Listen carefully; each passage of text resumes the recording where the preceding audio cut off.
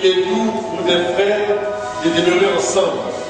C'est comme l'huile précieuse qui répand sur la tête, descend sur la barbe d'Aaron, qui descend sur le bord de ses vêtements. C'est comme la rosée de l'Éternel, qui descend sur les montagnes de Sion. Car c'est là que l'Éternel envoie la bénédiction, la vie ou l'éternité. Alléluia. L'Éternel envoie sa bénédiction, il envoie la vie ou l'éternité là où ses serviteurs, là où ceux qui se reconnaissent comme étant enfants de Dieu demeurent. C'est là que la bénédiction de Dieu descend et c'est là que la vie, n'est-ce pas, de Dieu arrive. C'est pourquoi ce matin, bien aimé, nous allons prier et nous allons, n'est-ce pas, soumettre ces instants au Seigneur. Nous allons dire, Seigneur, nous sommes là, pas pour un homme, mais nous sommes là pour toi. Nous sommes là pour te louer, pour t'adorer, pour reconnaître en fait que c'est toi seul qui mérite la gloire. C'est toi seul qui mérite la gloire. Élevons la voix et recommandons ces instants précieux au Seigneur. Au nom du Seigneur, que des adorateurs se réunissent. Je mets ensemble la silence éternel Père, parce que ces instants t'appartiennent et t'ont prévu depuis la fondation.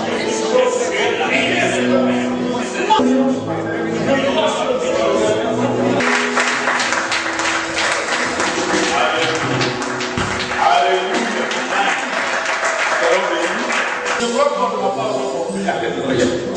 Alléluia. Vous savez, généralement, excusez-moi, le crocodile sont remplis de bluffeurs. Alléluia. De bluffeurs. Alléluia. Les chrétiens, le crocodile ne vont pas transpirer dans la présence de Dieu. Les chrétiens vont lire les passes à l'île et prendre de la chemise. Les chrétiens vont lire avec souvent les types de DG, acclament les types de Dieu. Mais Dieu n'aime pas ce genre de choses. Parce que David est un exemple. On dit un roi. C'est-à-dire, à son époque, il était président. Chez lui, il était président de la République. Mais David, c'est plus petit devant le grand Dieu. Parce que bien aimé, la vérité, c'est que quand tu vois ton titre trop grand, Dieu devient petit devant toi. Bien aimé, c'est pas que tu vois ton titre petit, mais tu dois voir un grand Dieu qui a donné son fils, il aimait à la croix pour que toi et moi, nous passons de la malédiction à la bénédiction. C'est pas que je veux que bien aimé, tu puisses entrer dans l'esprit de ce programme. Je veux qu'on soit hors convention, hors conventionnel. Que quand on demande d'accorder de Christ, je l'accorde non pas parce qu'il m'a béni, mais je l'accorde parce qu'il est Dieu. Parce que je l'accorde pour ce qu'il aime, et non pour ce qu'il a fait pour moi. Parce qu'on peut pas faire.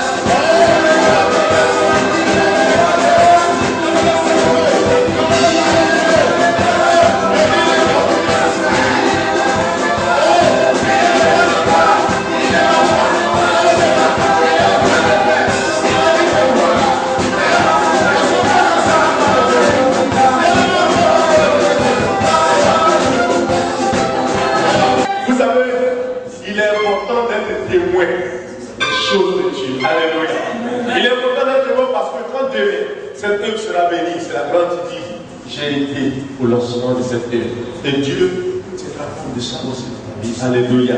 Alléluia. Alléluia. Vous savez, je vais vous donner une petite histoire rapidement. Nous avons souvent des problèmes avec le nombre de personnes dans nos églises évangéliques. Le plus souvent, les pasteurs sont moins quand il y a 1200, 400, 500 personnes. Et un jour, il y a un homme de Dieu qui dit à son collègue, à son ami pasteur, j'ai une cellule de l'âge, peut-être que tu interviens. On va aller, tu vas intervenir. Le pasteur dit, vraiment, le Seigneur ne connaît pas, mais non, je vais t'accompagner quand même. Alléluia. Alors, il faut prêcher lui. Parce que lui, il a entendu celui. Quand il est arrivé, ils sont arrivés, ils ont, c'est une cellule de près de 400 personnes.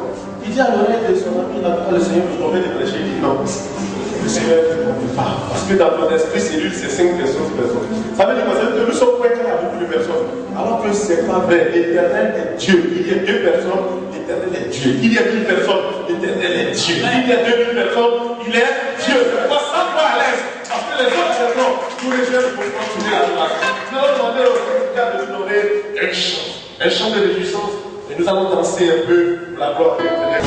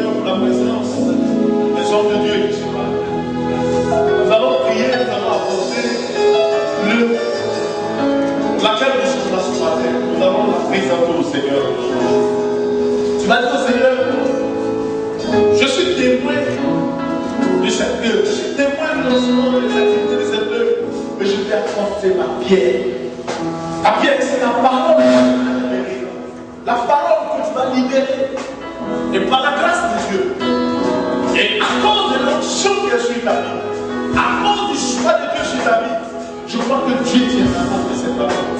Tu vas dire à Dieu une parole de grâce et de bénédiction pour cette œuvre. Tu vas dire, Seigneur, ce que tu veux que cette œuvre devienne, tu vas prier, tu vas prophétiser sur cette œuvre. Tu vas élever la voix bien-aimée en faveur de l'Église, bien-aimé évangélique, Pierre. Parole de cette œuvre. Oh, je t'aime. Chaque maison, il y a une église. Dans soin Dieu, dans chaque pas. Oh Seigneur, il y a des prédicateurs, il y a des disciples. C'est pour ça que je fais des photos de je veux prier ce matin. Oh Dieu, tout ça que je fais. Seigneur, que l'église est notre Père. Oh Dieu, la terre, oui, c'est la vie de la foi. Oui, c'est le je crois.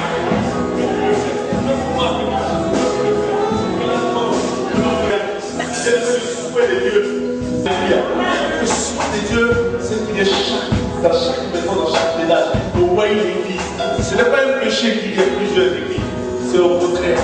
Grâce à Dieu. C'est pourquoi je veux qu'on prie ensemble. Pour le responsable, pour les responsables, pour demander au Seigneur de leur donner, de rester accrochés à la vision, de leur donner des glaner, des casser, des armes, et de faire d'elles des disciples, parce que c'est ça le souhait de Dieu. Prions pour les prophètes, leur ministère, le ministère de Dieu, sa vie, son foyer, sa maison, ses enfants. Prions que la vision qu'il a reçue, il puisse l'accomplir au nom de Jésus-Christ. Dieu réussit, que Dieu lui donne, n'est-ce pas, la provision de la vision, que Dieu lui donne de pouvoir être un homme au service du Seigneur. Prions le Seigneur et recommandons de Dieu dans cette paix de son Père.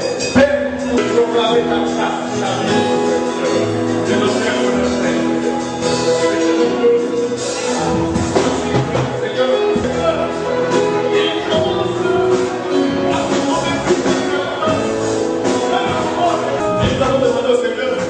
Garder son serviteur afin que la vision qu'il a reçue, il puisse la garder et travailler à cela. Pourquoi? Parce qu'il y a des ministères qui changent en fonction de ce que l'on est dans la chair de notre église. Il croit que l'autre crache, sa vision change.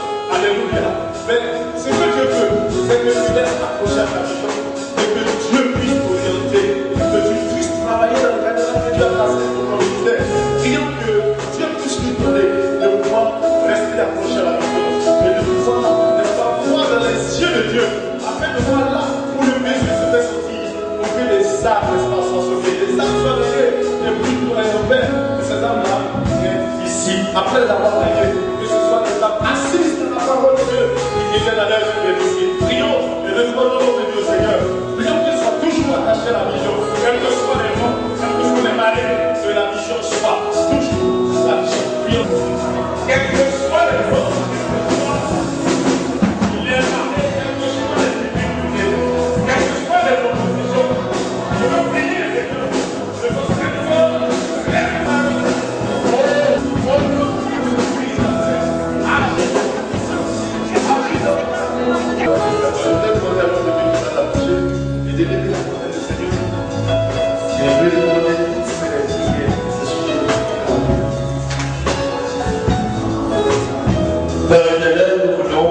Nous voulons vraiment la gloire.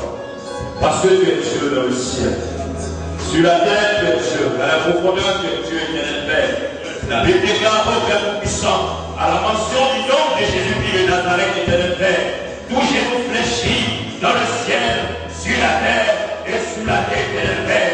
C'est pourquoi nous voulons te glorifier, nous voulons t'exalter, éternel Père, pour tes différents sujets de prière qui sont montés à toi, comme un parfum de toi, mon Dieu, éternel Père. Éternel, tu es le Dieu qui accorde, tu es le Dieu qui exauce, tu es le Dieu qui réalise, tu es le Dieu qui ouvre, éternel Père. Et personne ne peut fermer, tu es le Dieu qui fait, et personne, ô Père Tout-Puissant, ne peut ouvrir, éternel Père. C'est pourquoi, éternel Abbé, que ton sceau soit cette église, éternel Père. Que ta main puissante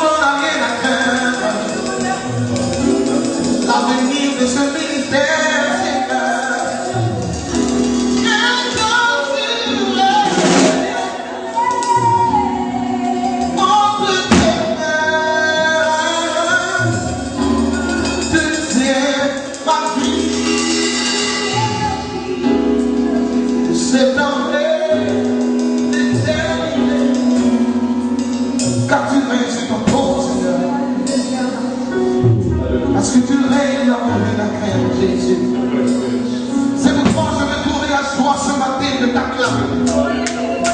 De t'acclamer, Seigneur. Vous laisse-moi ce matin de t'acclamer.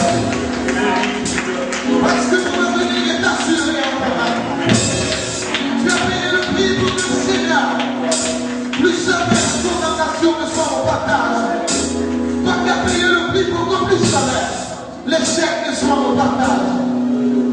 Je vais bénir ton nom. Parce que je sais que tu vis. Parce que tu vis, Seigneur. Je ne crains pas le lendemain. Je ne crains pas le nombre de mes ennemis. Je ne crains pas la dureté des situations devant de moi.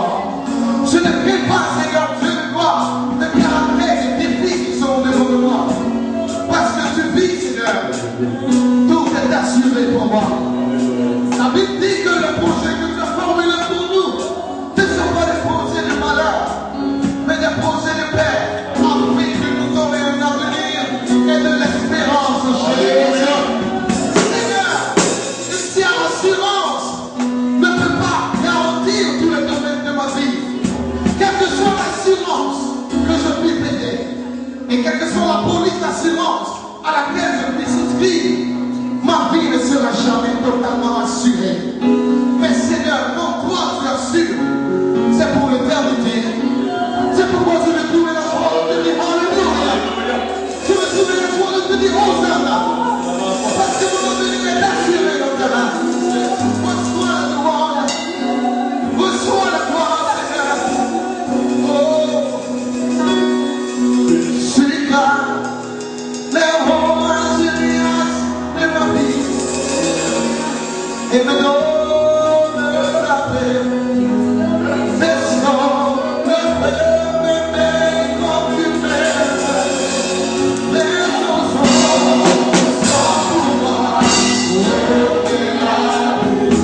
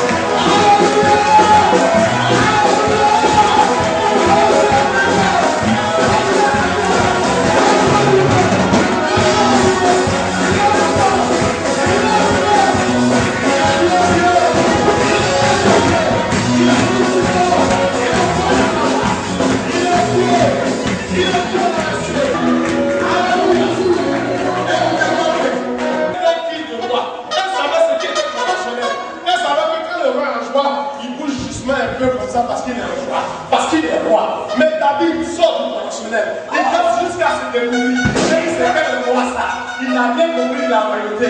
Il ne connaît rien à faire de roi. C'était une petite berger. Il ne peut-être même pas aller à l'école. Et à cause de ce qu'elle a méprisé la Bible nous enseigne qu'elle est la seule spirite qui n'a pas enfanté dans la Bible. Bien aimé, quand on méprise un homme de Dieu parce qu'il est en train de sortir de la promotion, c'est un moment péché que tu as dit chez toi. David est sorti de la promotion. David, il n'a pas dansé comme Saïd dansait parce qu'il est roi. Mais David a dansé comme un homme racheté. Un homme qui a vu la présence et la grâce de Dieu. Un homme qui se croit. Donc quelqu'un qui ne vient pas la grâce de Dieu. Un homme qui se croit. Comme quelqu'un qui doit se déplacer à Dieu. C'est pas que je veux vous la croire. Ensuite, David a dit,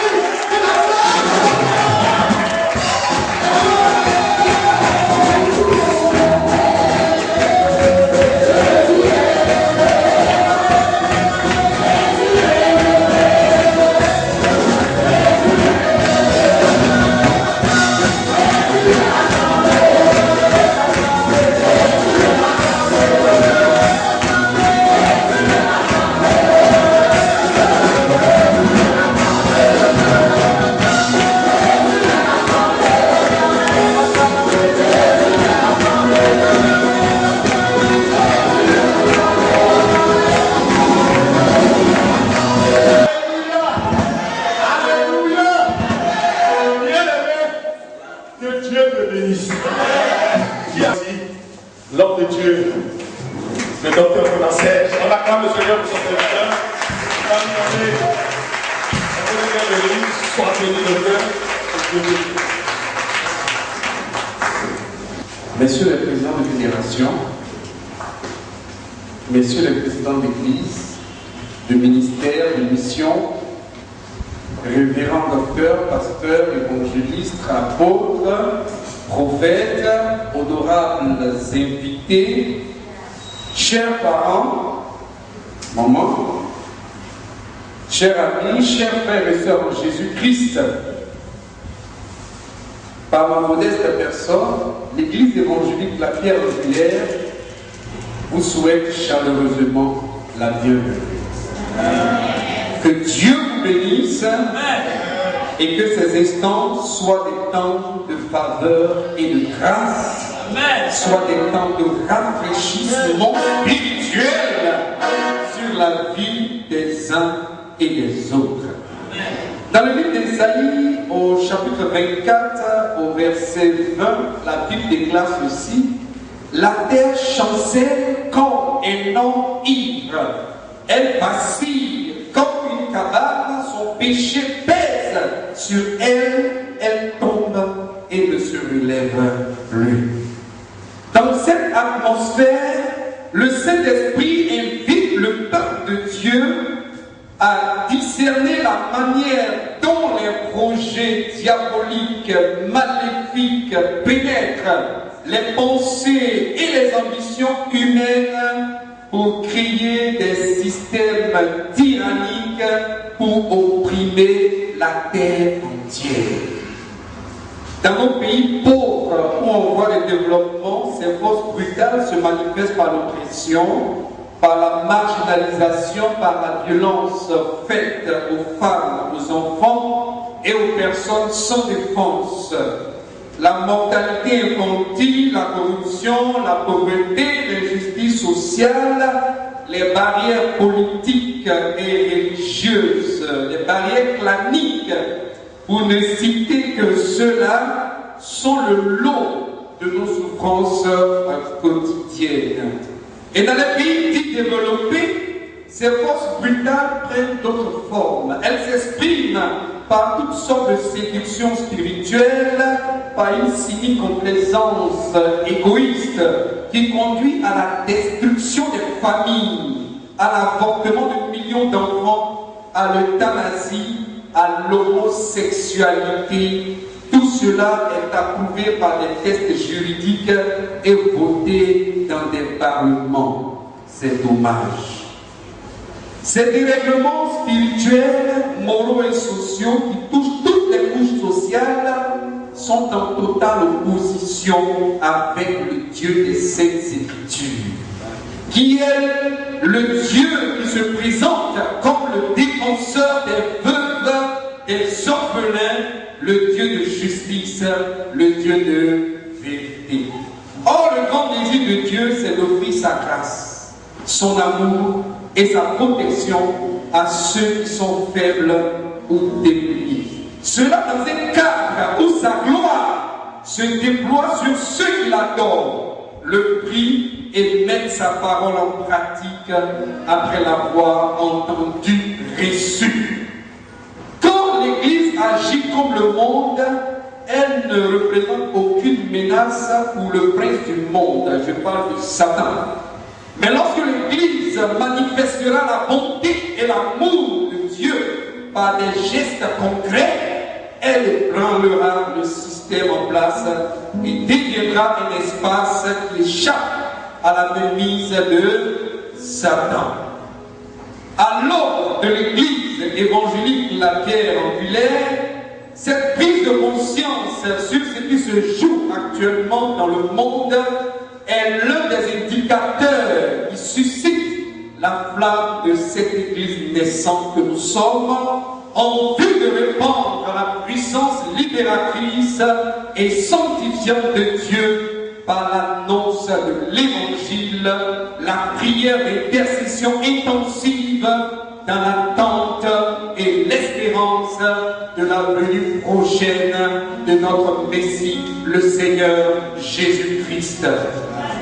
Cette vitalité était l'un des premiers fondements de la première église des Actes des Apôtres. Je parle de celle de Jérusalem, qui était constituée de 120 disciples.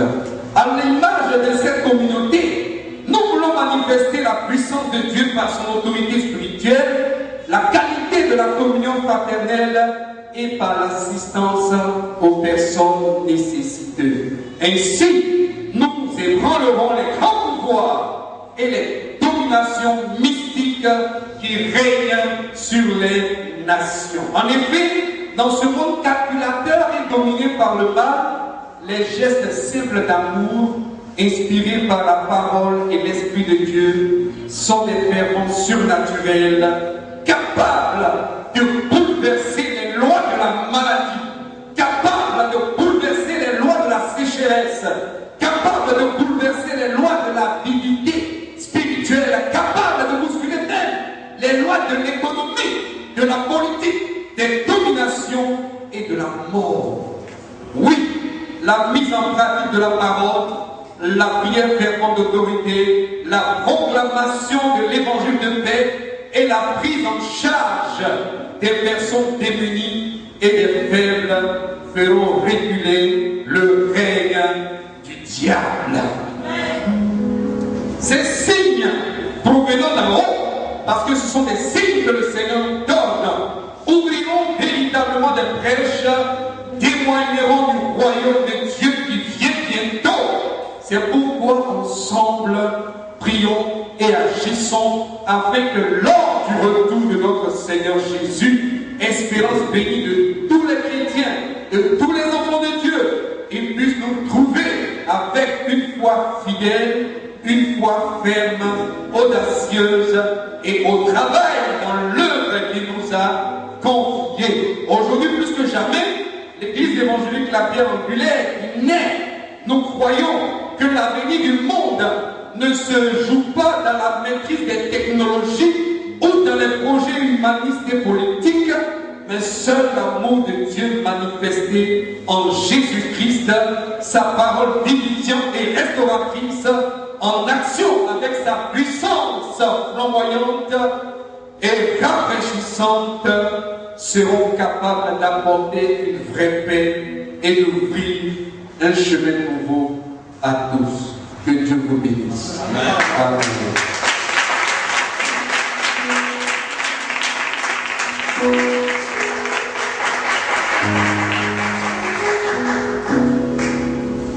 Que le nom du Seigneur soit béni.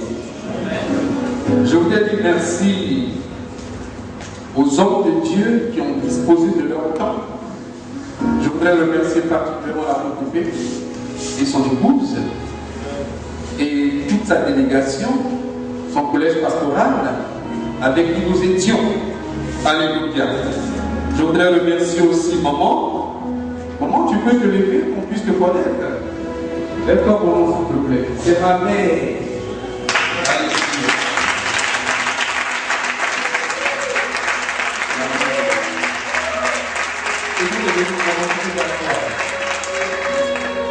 Je voudrais dire merci à tous. Je ne vais pas présenter tout le monde. Permettez. Amen. Je vous dis merci à tous d'être présents. Alors je voudrais vous présenter rapidement la vision de l'église qui naît. Vous l'avez en main. Notre vision consiste à l'implantation des églises sur le territoire ivoirien. Et pour cela, par la grâce de Dieu, nous avons acquis quelques terrains dans l'intérieur du pays déjà. Amen. Alléluia. Nous commençons, vous nous voyez comme ça, mais nous avons déjà des terrains. Amen. Alléluia. Amen. Donc nous savons d'où nous venons, nous savons nous partons. Amen. Alléluia. Nous voulons maintenir les doctrines bibliques évangéliques en dispensant à tous la vérité scripturaire des saintes écritures. En d'autres termes, nous voulons faire ressources, retour aux sources comme les apôtres. Nous voulons contribuer à l'avancement du règne de Dieu en aidant les membres de l'Église dans la promotion des actions socio-culturelles compatibles à l'Église, à l'éthique évangélique. En d'autres termes, nous voulons aider ceux qui veulent entreprendre des activités à le faire selon les normes bibliques. Nous voulons éditer des brochures, des journaux, des dépliants, la réalisation d'émissions radiophoniques et télévisées. Nous voulons héberger des messages écrits, audio et vidéo sur le net pour l'édification du corps du Christ. Depuis la semaine passée, nous sommes déjà enregistrés sur le net. Il ne reste simplement qu'à faire déposer les messages sur le net. Donc déjà à partir de la semaine prochaine, quand vous allez taper soit mon nom, soit le nom de l'église, vous allez commencer à voir des messages. Alléluia. Par l'entremise de l'Académie théologique La Pierre Angulaire, qui va démarrer en début 2014, nous voulons former les étudiants à approfondir leurs connaissances bibliques et théologiques pour qu'ils deviennent des prédicateurs de talent, les rendre capables de mieux servir comme pasteurs, évangélistes, prophètes, apôtres, docteurs, administrateurs et responsables d'église, en leur donnant accès à un diplôme supérieur de théologie sur une durée de 24 mois, suivi de cours académiques intensifs bien sûr, et de 24 modules d'obédience pratique. Amen. Et notre mission consiste à répondre à la grande commission du Seigneur, aller partout le monde et faire de toutes les nations les disciples. Et nous voulons faire de vrais adorateurs. Amen. Parce que nous avons dit que les adorateurs doivent savoir, les chanteurs doivent savoir qu'ils ne sont pas des groupes musicaux, mais qu'ils sont une équipe d'adorateurs prophétiques. La Bible n'appelle pas les chants groupes musicaux, mais les appelle une équipe d'adorateurs prophétiques. Car le rôle des chanteurs consiste à faire descendre la présence de Dieu. Alléluia. Le rôle des chants, la louange dans l'œuvre de Dieu consiste à faire descendre l'atmosphère divine. Or la Bible dit que Dieu siège au sein de la louange d'Israël. Amen. Quand on prie, Dieu envoie les anges en mission pour répondre à nos prières. Et quand on adore Dieu, Dieu lui vient, sa présence vient. Alléluia. Il y a une nuance. Que le nom du Seigneur soit béni.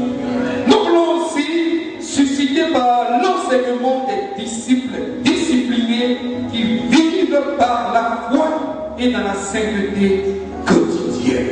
Amen. Amen. Je posais une question au Seigneur. Je dis, Seigneur, pourquoi depuis longtemps, ça fait 21 ans, je me rappelle. Mais pourquoi on ouvre des églises, il pas pourquoi? Et pendant que je posais la question, le Seigneur va me montrer quelque chose. Nous étions ensemble réunis. Et nous avons levé les mains. Et je regarde, il y a une colombe qui descend du ciel. Et la colombe vient s'asseoir sur la main droite. J'ai dit, attention. Quelqu'un m'a demandé, mais pourquoi c'est sur toi que la colombe descend? J'ai dit, bon, je vais la laisser repartir.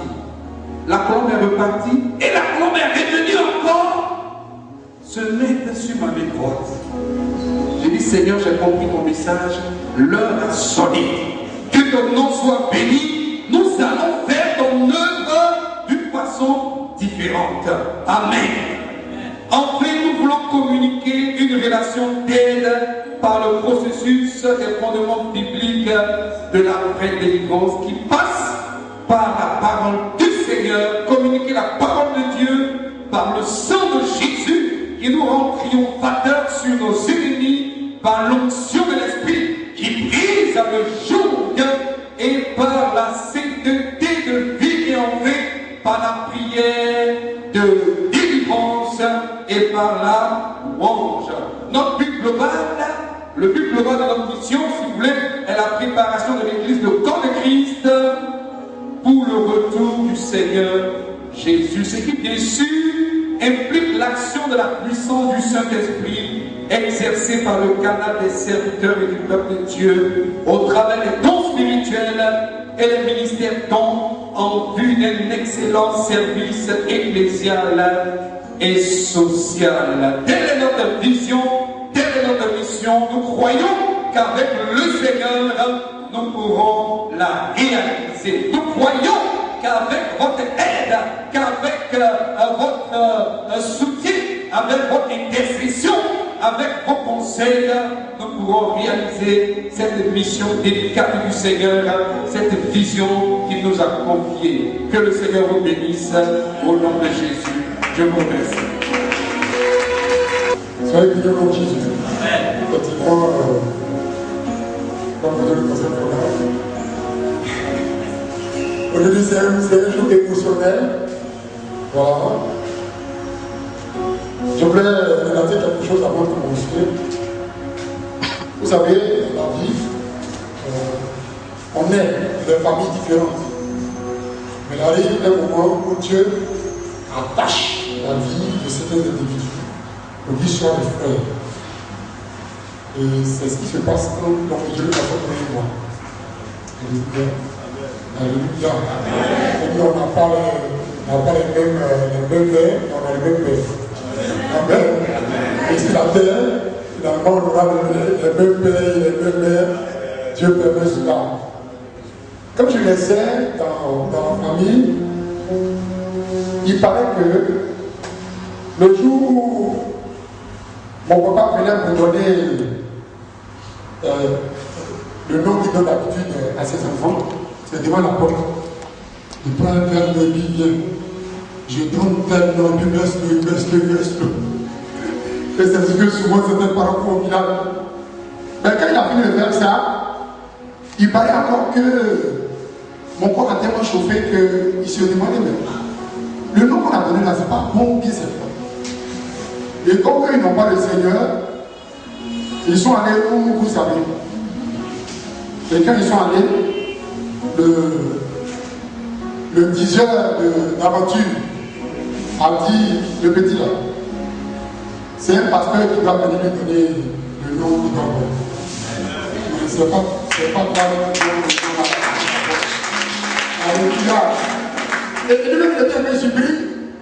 Et puis, quand il a donné le nom, il a dit, tu vas faire une grande fête après.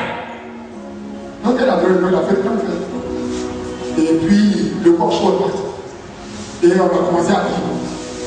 Jusqu'à ce qu'on arrive dans la maison du Seigneur. Amen. Amen. Voilà. J'ai un nom de famille, mais je préfère le nom de Pierre. Parce que c'est un nom prophétique. Et moi, je peux bien opérer dans le prophétique. Donc ce matin, par rapport à ce qu'il a dit, je crois que le Seigneur le fait aussi dans le prophétique. Que Dieu nous bénisse. Nous allons ensemble faire la prière au nom de Jésus-Christ. Dieu m'a orienté sur la prière du peuple de Dieu. Et en retour, le Seigneur ayant vu son cœur, Dieu lui a donné au-delà de ce qu'il espérait. Ça passe ce matin. Dieu m'oriente sur cette prière-là que nous allons répondre ensemble. Amen. Amen. Amen. Ce que vous ne voyez pas, ce qu'il a annoncé, il a annoncé quelque chose. Amen. Ce qui est en train de se passer. Regardez ça de manière prophétique. Amen. Amen. Quand tu regardes le vent, quand le vent passe, quand tu regardes le vent passer, si tu ne regardes pas bien, tu ne verras pas. Mais quand tu vas bien regarder le vent, tu vas voir ce qui passe dans le vent. Amen. Voilà. Ça veut dire quoi? Ça veut dire que ce que nous sommes en train de faire maintenant est en train de prendre forme. Gloire à Dieu. Gloire à Dieu. Nous continuons. Exauce les cieux, leurs prières et leurs supplications et fais leur croix. Au nom de Jésus.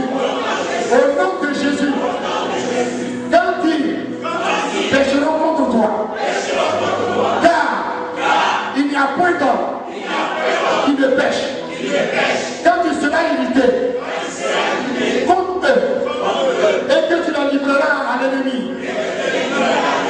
qui les amènera peut-être dans un pays lointain ou rapproché, s'ils rentrent en eux-mêmes dans le pays où ils seront captifs, s'ils reviennent à toi et t'adressent des supplications dans le pays de la captivité et qu'ils disent nous avons péché, nous avons commis des iniquités, nous avons fait le mal, s'ils reviennent à toi de tout leur cœur, de toute leur âme dans le pays de la captivité où ils ont été amenés, s'ils t'adressent des prières, les regards tournés vers le pays que tu leur as donné en héritage, vers la ville de l'Éternel, au nom de Jésus, exauce-les des cieux, du lieu de ta demeure. Exauce leurs prières et leurs supplications et fais leur croix. Pardonne à ton peuple ses péchés contre toi. Au nom de Jésus. Notre Dieu et notre Père. Non, ne priez plus. Saint-Esprit, c'est une œuvre qui commence. Seigneur, ce n'est pas facile de commencer une œuvre. Mais tu es Dieu qui a créé le ciel et la terre. Les fondations t'appartiennent. Les fondements t'appartiennent. Le règne t'appartient. La domination t'appartient. Le jugement t'appartient. L'autorité est tenue. C'est pourquoi ce matin, au nom de Jésus-Christ, de ces paroles qui ont été prononcées, soient scellées dans le sang de Jésus. Au nom de Jésus-Christ de Nazareth, fais grâce à ton serviteur. Fais grâce à ta servante. Fais grâce à l'équipe qui va travailler avec lui. Fais grâce au nom de Jésus-Christ et que les portes, notre Père, notre Dieu, des fondements, des fondations, les portes, notre Père, des églises des cieux, au nom de Jésus-Christ de Nazareth, soient ouverts. Au nom de Jésus, éternel, Dieu éternel qui ouvre les cieux, sois glorifié de la porte ouverte, qu'elle reste ici, et que ton canal ait accès au trône de l'éternel, au nom de Jésus.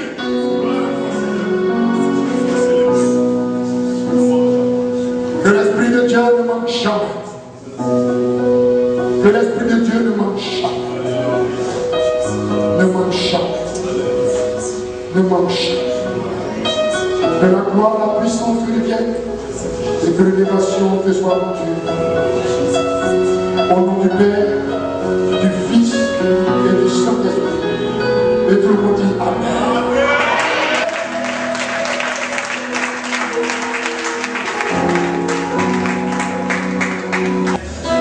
Alors que Dieu soit béni.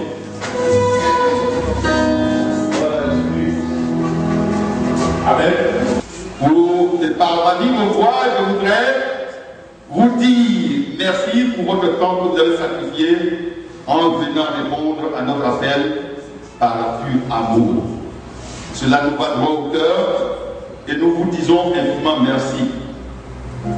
Ici, nous profitons de votre présence pour vous dire que désormais, tous les samedis matins, se tienne là un moment que nous appelons temps de rafraîchissement spirituel. Alors, pour soutenir cette mission, nous sommes appuyés sur la parole du Seigneur délivrée dans l'évangile de Luc au chapitre 13, versets 10 à 13. Et j'ai lu la parole de Dieu. Jésus enseignait dans une synagogue le jour du sabbat. Et voici, il y avait là une femme possédée d'un esprit qui la rendait infirme depuis 18 ans. Elle était courbée et ne pouvait pas du tout se redresser. Lorsqu'il la vit, Jésus lui a adressé la parole et lui dit: Femme, tu es délivrée de ton infirmité. Et il lui imposa les mains. À l'instant, elle se redressa et glorifia Dieu. Chers invités, puisque vous le savez, inutile de vous dire que nous sommes dans le milieu évangélique. Donc tout ce que nous faisons, nous nous laissons inspirer par la sainte parole. Et notre devoir est d'annoncer l'évangile vrai, comme les apôtres l'ont fait avant nous. Dans ce texte que nous avons lu, il est question d'une femme religieuse qui était à tout moment dans la synagogue de sa ville. C'est-à-dire qu'elle fréquentait tellement, elle est fidèle. Elle est fidèle, elle allait, aujourd'hui on peut appeler l'église. Elle allait toujours écouter la parole de Dieu le samedi. Je veux dire qu'elle était toutes les semaines dans la présence de Dieu, comme un grand nombre de personnes aujourd'hui naissent dans l'église de Christ les dimanches. Tout le monde vient à l'église les dimanches. Et comme cette femme, parmi nous, il y a beaucoup qui sont chargés, courbés sous le poids des difficultés, mais ils viennent. Mais la Bible nous apprend que malgré sa religiosité, elle était malade. Malgré qu'elle vient toujours dans la présence de Dieu, que Dieu conseille, et puis on est malade. C'est ce qu'on constate aujourd'hui. Et c'est la différence que Dieu pas de faire. C'est l'église a conduit la pierre angulaire. Car elle était courbée et ne pouvait pas du tout se redresser depuis 18 ans. C'est l'image de toutes les personnes, hommes et femmes, dans la maison de Dieu aujourd'hui.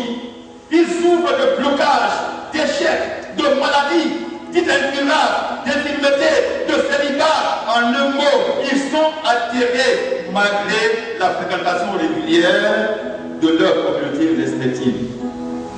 Mais ici, dans ce texte, heureusement pour cette femme, elle rencontra au cours des cultes le Seigneur Jésus-Christ qui mit fin à sa souffrance. Dis Amen.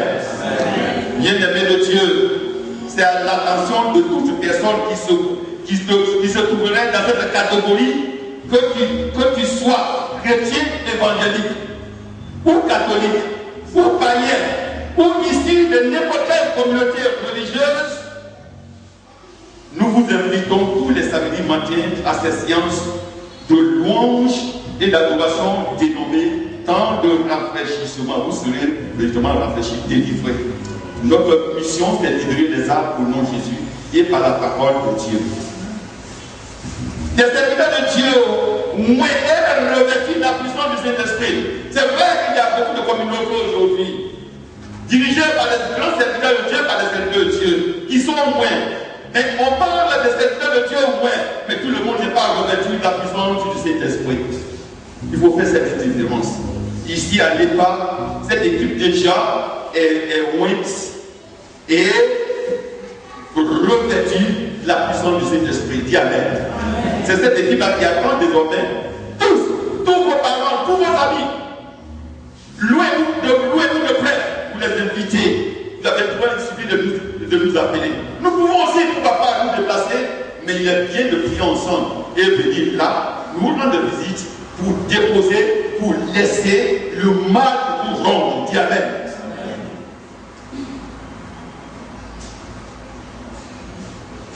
Ici, nous annonçons la parole de Dieu qui délivre. Nous annonçons la parole de Dieu et nous faisons des prières de délivrance authentiques. Dis Amen. Bien-aimés, c'est pour que vous meniez une vie chrétienne parfaite et paisible comme cette fille d'Abraham, de Ce passage, pour terminer, je vais vous dire que quand on manque de délivrance, vous avez appris sans doute, ici en Côte d'Ivoire et dans les communautés respectées et respectables, qu'il y a des pasteurs qui ont chuté, qui sont tombés, qui ont cité des femmes, qui ont fait ceci, parce qu'il leur a manqué au départ de la délivrance. Quand tu manques de délivrance, tu n'es pas stable dans ton ministère. Parce que l'ennemi peut toujours te honir. Devant tes enfants, devant ta famille et devant la communauté que tu diriges. Donc pour mieux faire, il faut solliciter la délivrance. Ça ne coûte rien. Venez à l'EPA, Église évangélique la pierre angulaire, pour régler ce problème une fois pour tout. Bien aimés sur ce, mesdames et messieurs, chers invités, je déclare ouvertes les portes de l'EPA, Église évangélique la pierre angulaire, à tous. Je vous remercie.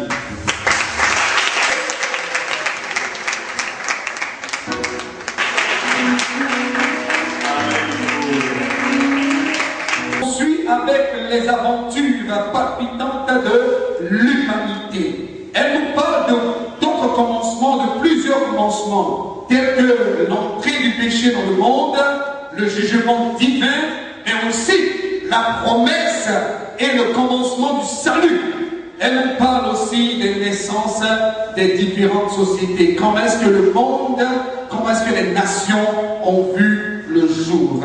Elle nous parle particulièrement de la nation d'Israël, dont Dieu s'est servi pour apporter le salut à toute l'humanité. Et ce salut a commencé avec l'appel d'un homme qui est Abraham, dont le nom fut changé plus tard par Dieu en celui d'Abraham. Abraham signifie père élevé, et Dieu va dire dans Genèse chapitre 17 verset 5, ton nom ne sera plus Abraham, mais ton nom sera Abraham, c'est-à-dire père d'une multitude, car je te rends père d'une multitude de nations.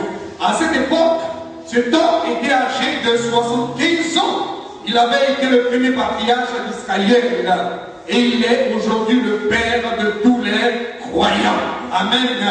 À travers lui, Dieu annonce le salut et l'obéissance à toutes les nations et particulièrement à toutes les familles de la terre. Genèse chapitre 12, versets 1 à 3. La valeur première du livre de la Genèse, comme de toute l'écriture d'ailleurs, elle est théologique. Son but est de donner des enseignements sur la relation de Dieu avec son peuple, de donner l'enseignement sur l'humanité et principalement sur les desseins de Dieu. La Genèse, c'est la fondation doctrinale, théologique, prophétique des Saintes Écritures. Toutes les Saintes Écritures, tous les livres de la Bible trouvent leurs origines dans la Genèse. Et les deux textes que nous avons lus, nous voyons apparaître deux choses. Le mot montagne apparaît. Dans le premier texte, Dieu, lorsqu'il a détruit la terre au temps de Noé, va faire asseoir l'arche, le bateau dans lequel se trouvait Noé, ses enfants, son épouse et les animaux que Dieu avait demandé de mettre à part. Dieu va faire stationner cette arche-là sur une montagne, la montagne d'Ararat. Ensuite, nous voyons que pour parler à Abraham, le premier patriarche, Dieu appelle Abraham sur une montagne. Et sur cette montagne, Dieu demande à Abraham, offre-moi ton fils unique. Alléluia. Or, Abraham n'avait pas d'enfant pendant 75 ans. Dieu lui fit une promesse et Dieu lui donne cette promesse des années plus tard. Et Dieu lui dit encore, va m'offrir cet enfant en sacrifice, en un holocauste. Alléluia. Nous allons voir cela un peu plus loin. Je voudrais parler ce matin de quelques montagnes bibliques. Quelques montagnes bibliques. Et à travers les montagnes bibliques, je voudrais que nous puissions nous disposer à rencontrer le Seigneur. Alléluia. Si tu es d'accord, dis à quelqu'un à côté de toi, disposons-nous ce matin à rencontrer le Seigneur. Alléluia. Alléluia.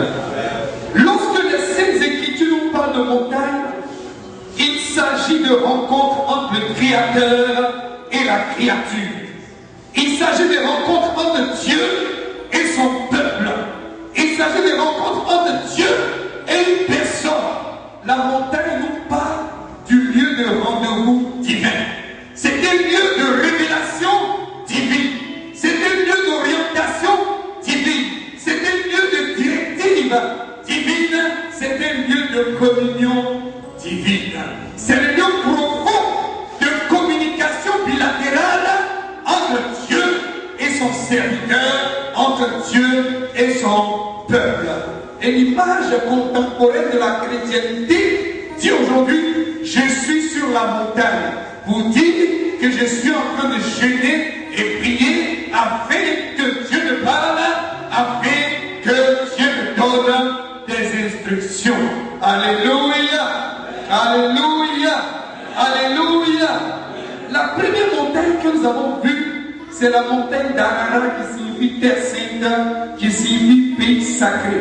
À la montagne d'Ararat, l'arche de Noé a accosté après le déluge.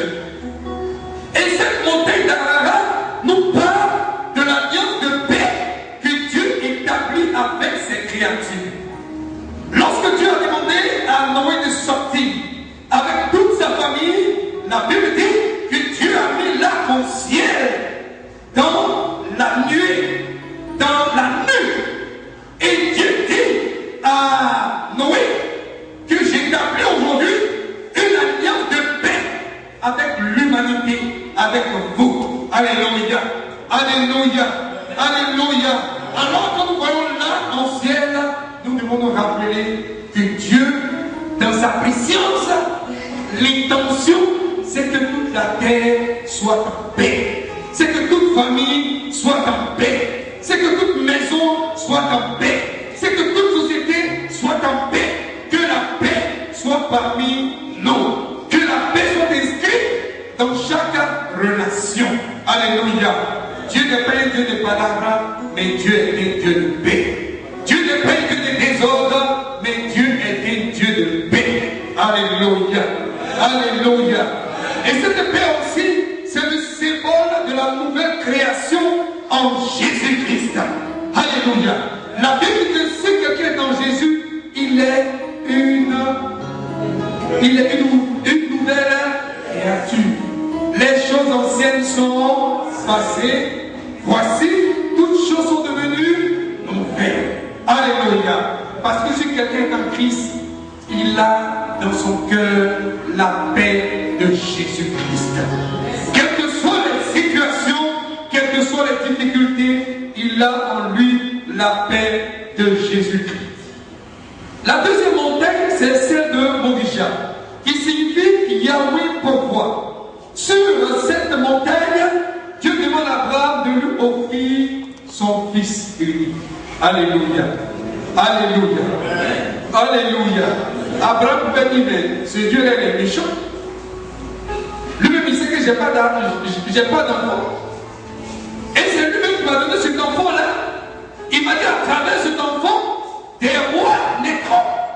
Et maintenant, il veut prendre mon enfant. Mais la Bible dit dans le livre d'Hébreux 11 que Abraham croyait que Dieu est puissant pour ressusciter son fils Isaac par une sorte de résurrection. Or, à l'époque, la doctrine de la résurrection n'existait pas. Abraham a déclaré dans son cœur que Dieu est capable de ressusciter son fils. C'est pourquoi il a décidé d'obéir à la parole du Seigneur. Et la Bible dit au moment où Abraham devait porter la main sur son fils, Dieu dit à Abraham, Abraham, ne porte pas le couteau sur ton fils. Je sais maintenant que tu aimes Dieu et que tu obéis à Dieu. Ce n'est pas parce que Dieu ne savait pas, mais Dieu voulait qu'Abraham lui-même sache quelle était la condition de son cœur. Alléluia. Alléluia. Et Dieu va changer cette situation. Dieu va donner un bélier en un sacrifice. Amen. Cette scène qui s'est déroulée était en fait une annonce prophétique que Dieu lui-même allait donner son fils Jésus-Christ pour le salut de l'humanité. Alléluia. C'est pourquoi la Bible appelle Abraham le père de la foi. Abraham a manifesté la foi. Et Dieu désire que nous puissions manifester la foi. Dis Amen. Je voudrais parler de 2 dernières montagnes. Et c'est là que je vais insister un peu. Alors, ces 2 dernières montagnes dont je vais parler se trouvent dans le Nouveau Testament. Il y a la montagne de transfiguration. Dans Matthieu 17, versets 1 à 6. Jésus va choisir 3 de ses disciples et ils vont monter sur une montagne. Et arrivé sur la montagne, Jésus va transfigurer. Il va changer de nature. Sa peau, son corps sera tout blanc, on peut dire, illuminé. Et quelque chose se passe. Il y a un environnement dans lequel Jésus se trouve. Moïse et Élie sont présents avec Jésus. Et les 3 disciples assistent à la scène. Et ils sont étonnés. La montagne de transfiguration nous parle de quelque chose. Transfigurer même vient de 2 mots. Trans qui signifie aller au-delà. Et figure qui signifie aller au-delà de notre forme, de notre statut, de notre condition. La montagne de transfiguration nous parle de quelque chose de spécial, que nous devons quitter l'ordinaire pour rentrer dans la dimension de l'extraordinaire. Dis Amen. Que nous devons quitter le naturel pour marcher dans le surnaturel. Dis Amen. Peu importe où nous sommes arrivés. Alléluia. En Dieu, il n'y a pas de limitation. Les limitations marquent un blocage dans notre vie. Mais si ta foi est fondée, est basée en Dieu, ce grand Dieu qui vit dans une dimension surnaturelle, alléluia, nous allons aller au-delà du naturel. C'est pourquoi tu dois transfigurer dans tes projets. Tu dois transfigurer dans ton travail. Tu dois transfigurer dans tes activités. Tu dois transfigurer dans ton ministère. Tu dois transfigurer dans tout ce que tu entreprendras. Dans tout ce que tu entreprendras. C'est-à-dire que tu dois aller au-delà des limites. Parce que Dieu ne te veut pas dans la limitation. Dieu te veut au-delà des limites. Alléluia. Parce qu'au-delà des limites, il y a des choses meilleures, il y a des choses excellentes. Et c'est ce que Dieu a réservé pour ses enfants. Il dit, je connais le projet que j'ai formé pour vous, Israël. Projet de paix et non de malheur, afin de vous donner un avenir et de l'espérance. Cette déclaration sur la nation d'Israël, cette déclaration-là, nous pouvons nous l'approprier en Jésus-Christ. Amen. Amen. Amen. Amen. La vie en Christ, la chrétienté, c'est la capacité que Dieu donne aux croyants de sonder les mystères. Alléluia. De sonder les mystères et de les manifester. Amen. Le christianisme, ça regroupe les mystères du royaume de Dieu. Que Dieu révèle au grand public. Parce que Dieu est le Dieu des révélations. Alléluia. Dieu est le Dieu des exploits. Dieu est le Dieu de la communication. Dieu est le Dieu de la grandeur. Dis Amen. Que le nom du Seigneur soit béni. Et à la transfiguration, après, quand cette scène s'est déroulée, Jésus a exposé à ses disciples sa divinité. Parce que ses vêtements étaient devenus blancs comme l'éclat, son visage avait commencé à rayonner, ils étaient étonnés. Les 3 disciples étaient stupéfaits. Parce qu'ils n'avaient jamais vu Jésus de cette façon. Ils étaient étonnés. Ils ne croyaient même pas même que vraiment c'était le Christ. Hein? C'est après ces événements. Alléluia. Alors on va poser une question le Seigneur, pourquoi donc les Écritures disent qu'Élie doit venir premièrement? Parce qu'il est écrit dans la loi qu'avant que le Messie ne vienne, Élie viendra pour rétablir toutes choses.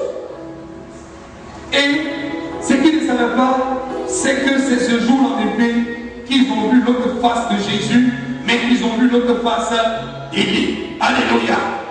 C'était là la venue du ciel. C'était là qu'ils ont entendu pour leur part un message de la part du Seigneur. Parce que les cieux se sont fait entendre comme le jour du baptême de Jésus. Ils ont vu le ciel ouvert. Ils ont vu des choses que l'œil humain n'avait pas encore vues. Un mystère, alléluia. Pierre, c'est vrai, quelque temps auparavant, il avait reçu la révélation. C'est vrai que Jésus est le Fils de Dieu. Mais maintenant, il a vu quelque chose d'extraordinaire. C'est pourquoi un peu plus tard dans son épître, il va écrire, il dit les choses que nous vous disons, ce sont les choses que nos yeux ont vues. Il sait ce qu'il a vu. Il dit ce sont les choses que nos mains ont touchées. Il sait ce qu'il a touché, que nos oreilles ont entendu. Il a entendu la voix qui vient du ciel, la voix de Dieu. Il dit la parole de vie qui était auprès de nous. Et Pierre dit ce n'est pas par des fables habilement conçues que nous nous faisons connaître l'avènement du Seigneur. C'est qu'en ayant vu sa gloire de nos propres yeux, lorsque nous étions avec lui sur la montagne sainte, s'il vous plaît, sur la montagne de la transfiguration. Alléluia! Ils ont découvert que Jésus non seulement était un homme, mais Jésus était réellement Dieu. Il était le Fils de Dieu qui a tabernaclé sur la terre. C'est-à-dire qu'il est devenu le tabernacle vivant de Dieu au milieu de son peuple. Dieu ne va plus habiter dans le tabernacle des enfants d'Israël. Dieu ne va plus habiter dans les nouveaux sanctuaires. Mais Dieu va habiter et Dieu a habité en son Fils Jésus-Christ. Alléluia! C'était une annonce que Dieu viendra habiter en nous par la présence de son esprit. Amen. C'est pourquoi quand nous acceptons le Seigneur Jésus, l'Esprit de Dieu vient habiter en nous. Que le nom du Seigneur soit béni. Élie et Moïse à gauche et à droite de Jésus, s'entretenant avec Jésus, c'est une image. Moïse représente la loi, c'est-à-dire tout ce qui est écrit. Or, Élie représente les prophètes, c'est-à-dire tout ce qui est inspiré. Chacun de nous a des promesses écrites. Alléluia. Et des choses qui ne sont pas écrites, mais qui lui ont été communiquées par Dieu, par révélation, par inspiration. Alléluia. Alléluia. Ils sont venus pour être un symbolisme de la réalisation de la parole prophétique de Dieu. Que le nom du Seigneur soit béni. Il y a aussi cette dernière montagne, nous terminons. C'est la montagne de Golgotha. C'est la plus belle des montagnes. C'est la plus prestigieuse des montagnes. C'est la montagne la plus éclatante. C'est la montagne de la révélation. C'est la montagne de l'accomplissement. Sur cette montagne, notre Seigneur Jésus est mort. Et lorsqu'il est mort, il s'est écrié, tout est accompli. Alléluia! Tout est accompli. C'est là, quand tu es sur cette montagne, même si tu es piétiné par le diable, tu peux te relever. Quand tu es sur cette montagne, même quand tu es piétiné par la maladie, tu peux dominer sur la maladie et recevoir la guérison. Car tu peux déclarer par ces maîtrisures, je suis guéri. Alléluia. Sur la montagne de Golgotha, le Fils de Dieu est mort afin que l'humanité soit sauvée, afin que l'humanité soit délivrée de la puissance du diable, de la puissance du péché et de la puissance de la mort éternelle. Amen. À Golgotha, il y a eu un échange. Alléluia. La grâce a coulé et nous sommes bénéficiaires de l'œuvre accomplie par Jésus-Christ. Je voudrais te dire ce matin que si ta vie reste la même, c'est une provocation à l'œuvre de la croix. Tiens, si ta vie reste toujours la même vie, c'est une provocation à l'œuvre de la croix. Pardon, dis ça à quelqu'un. Si ta vie reste la même, c'est une provocation à l'œuvre de la croix. Alléluia. Parce que Christ est mort, il a tout accompli. La mort de Christ, par la mort de Christ, tout a été accompli. Afin que toi tu rentres dans des miracles. Afin que tu expérimentes des grâces. Afin que tu expérimentes des élévations. Afin que tu expérimentes des faveurs. Afin que tu expérimentes soit le mariage. Afin que tu expérimentes soit la guérison. Afin que tu expérimentes soit le voyage. Afin que tu expérimentes la sagesse et l'intelligence. Alléluia. Mais toutes ces choses sont en accord avec une vie de sainteté que le Seigneur nous demande. Alléluia. Si ça ne va pas dans ta vie, souviens-toi de Golgotha. Dis à quelqu'un, si ça ne va pas dans ta vie, souviens-toi de Golgotha. Alléluia. Alléluia. À Golgotha, on voit l'amour de Dieu. À Golgotha, on voit la miséricorde de Dieu. À Golgotha, on voit la grâce de Dieu. À Golgotha, on voit la puissance de Dieu. À Golgotha, on voit la vie de Dieu. À Golgotha, on voit l'élévation de Dieu. À Golgotha, on voit la réunion de Dieu. Alléluia. Dieu est vivant et il est fidèle. Golgotha, c'est pour toi. Tu peux dire avec David que l'Éternel est mon berger, je ne manquerai de rien. Est-ce que vous comprenez le mot rien? Derrière le mot rien, il y a moins zéro. Alléluia. L'Éternel est mon berger, je ne manquerai de rien. Pourquoi? Il me fait reposer dans le verts pâturages. Alléluia. Les verts pâturages, c'est ce que Jésus a réalisé pour toi en mourant sur la croix du Calvaire. Afin que les pâturages qui sont séchés deviennent verts. Afin que les pâturages qui sont secs puissent reverdir. Afin que la sécheresse, quelle que soit dans ta vie, puisse reverdir. Alléluia. Alléluia. Je vais terminer. Vous savez, Golgotha, c'est passé, ça fait un peu plus de 2000 ans. Et je voudrais te dire que Golgotha, c'est la restitution de tes années qui ont été volées par la maladie. C'est la restitution de tes années qui ont été volées par le diable. C'est la restitution de tes années qui ont été volées par la sorcellerie. C'est la restitution de tes années qui a été volée par la moquerie des hommes. C'est la restitution de tes années qui ont été méprisées. Dieu ne méprise pas son peuple. Dieu aime son peuple. Dieu honore son peuple. Mon souhait ce matin, c'est que Dieu puisse te honorer. Et que tu puisses regarder à Golgotha.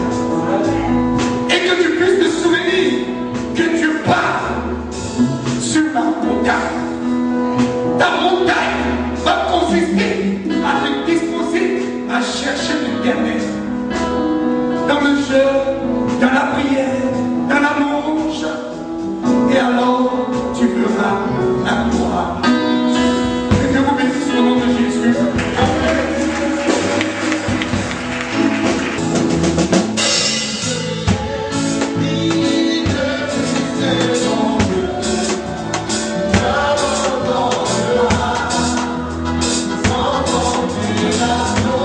Oh,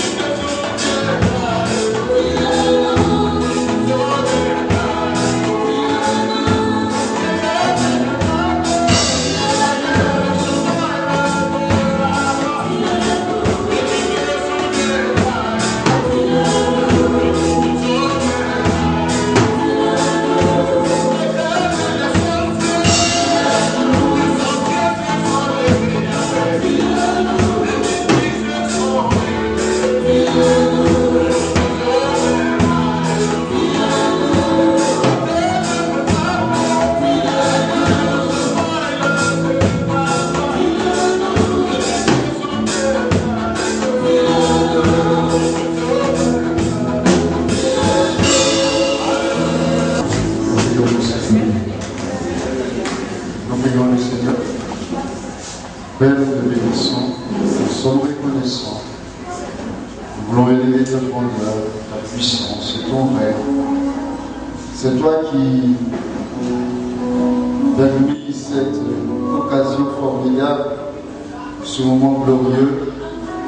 Et nous ne serons nous séparer sans te dire un grand merci pour cette œuvre formidable que tu fais dans cette nation. Aujourd'hui, nous avons besoin d'hommes de Dieu, non seulement des prédicateurs, mais nous avons besoin d'hommes et des servants de Dieu, représentatifs de l'Église de Jésus-Christ, dans cette société qui cherche ses repères. Merci de donner Serge Collant. Comme le représentant de cette Église, sans tâche mérite, irrépréhensible et irréprochable, que tu vas susciter dans les derniers jours. Merci de qualifier ce ministère. Merci de bénir ce ministère. Que plusieurs, comme cette femme s'est reconnue dans le ministère de ton serviteur Élisée, même ayant perdu son fils, elle a eu toutes les ressources pour dire que tout va bien. Et nous pensons que si elle a dit que tout va bien, c'est parce qu'elle croit en ce ministère. Permet que tous ceux qui viendront à l'église évangélique, ici présents au Seigneur, soient imprégnés de ce ministère, puissent se reconnaître dans ce ministère, puissent être édifiés dans ce ministère, et que l'on puisse dire la pierre que les bâtisseurs ont rejetée, effectivement, est devenue la principale de l'homme. Merci de glorifier ton Seigneur. Père, quand le succès dans le ministère viendra, quand les hommes et les femmes se convertiront, dans la consécuteur de délivrer toujours à Dieu, dans l'humilité, dans la prière, parce que c'est là que tu vis. Merci pour ta grâce et ta paix. Merci pour tous les chrétiens que tu vas demander. Aujourd'hui, il y a beaucoup de fautes dans Abidjan, mais suscite tes frères, des vrais serviteurs de Dieu, des vrais servants de Dieu, qui vont glorifier ton nom et qui vont envoyer plusieurs, non à la perdition, mais véritablement au salut. Merci pour ce beau moment que tu nous as donné. Merci pour chacun des invités. Je prie que tu bénisses chacun au nom de Jésus-Christ. Que nous retournions dans nos demeures respectives, dans nos activités respectives, et que ta grâce, ta paix, demeure sur nous. Seigneur, nous te bénissons. Toutes les rencontres du samedi ou de tout autre jour, pour l'implantation de l'Église à l'intérieur de cette nation, pour l'implantation aussi à l'extérieur de cette nation, nous croyons, Seigneur, de grandes visions avec toi. Béni sois-tu. Bénis aussi ces aliments que nous partageons en guise de communion fraternelle et que ta grâce et ta paix nous cimentent toujours. Merci aussi, Père, pour ton serviteur Pierre, que tu as utilisé pour faire une prière de proclamation pour le début de cette œuvre. Bénis son ministère et son épouse, et que ta grâce soit sur nous, que le peuple de Dieu dise Amen.